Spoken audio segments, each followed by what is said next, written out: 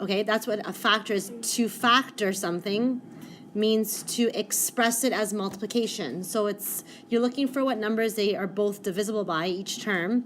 And then if it's divisible by that, that means if you can divide it by something, you can go back and multiply it to get back to the original question, right? Think of this as the answer. This is the answer. So we're trying to figure out what times what can bring us back to that. So the first step is to figure out what's the greatest common factor. What can this term, let's highlight them, and this term be divisible by? So start with the coefficient, just the numerical part.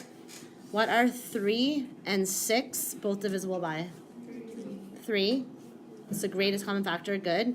And this one has an x squared and this has an x. So what's the greatest variable term that you can divide this by? Just the x, right? Go back to exponent law. If I were to divide this by x squared, then I'm going to get into negatives, right? So that doesn't work. So you can only divide that by x. Can I divide this by x? What's x squared divided by x?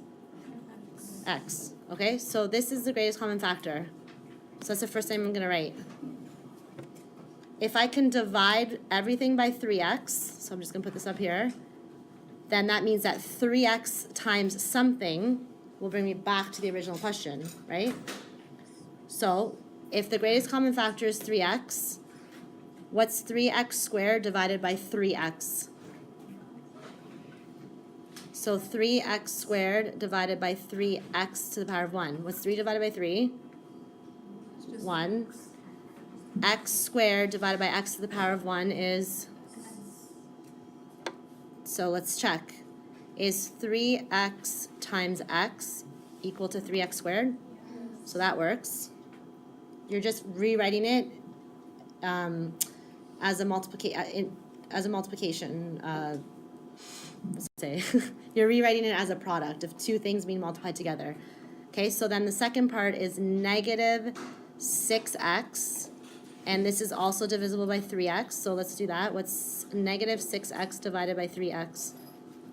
Negative 6 divided by 3, negative 2, and then x divided by x. So let's see, does this work? 3x times negative 2, does that give you negative 6x? So would you agree that 3x times x minus 2 is the same as 3x squared minus 6x? Do these two things represent the same thing? So this is the answer. This is factored form. Once you figure out the greatest common factor, divide each term by that to see the opposite. What would I need to multiply then to get back to the original answer? If I divide it by something, then it means it can be multiplied by something to go back to the original question. Okay, so start with writing what's the greatest common factor. Let's look at the numerical part, the coefficients. 10 and 25. 5, good. And then this has a squared, and this has a squared. So what can both of those be divided by? A squared. So if it can be divided by that, okay, so I like to write it like this. I know that I'm going to end up dividing each of these by 5a squared. You can even write it underneath. Because I divided it by that, it means that I can multiply 5a squared by something, by two different things to get back to the question, right? You guys see how I'm... Okay, so let's do the first part. 10a squared divided by 5a squared. Second part, you have to include the negative sign. Minus 5.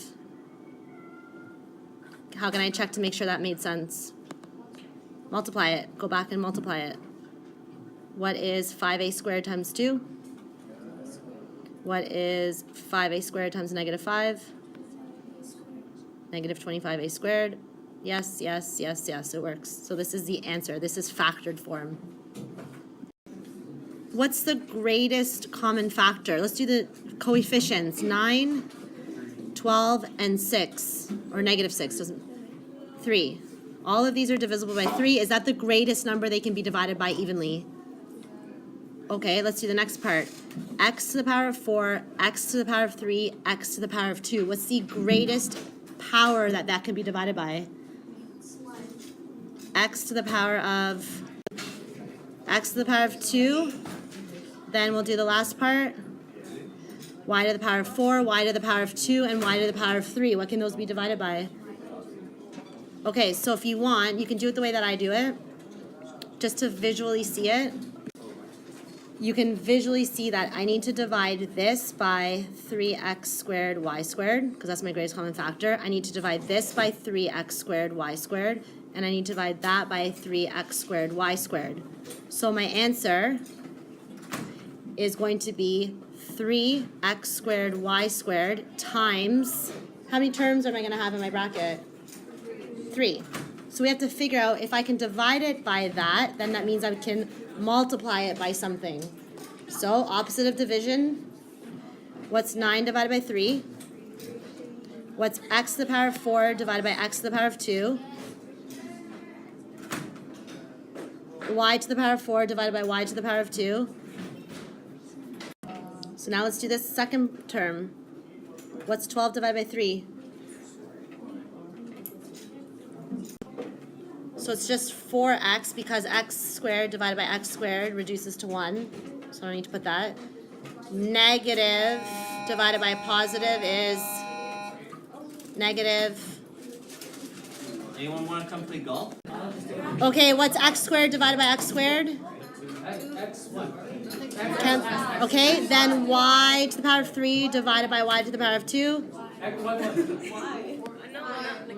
Check your answer. Go back and distribute and see if you get back to the same question. Greatest common factor is 2 what?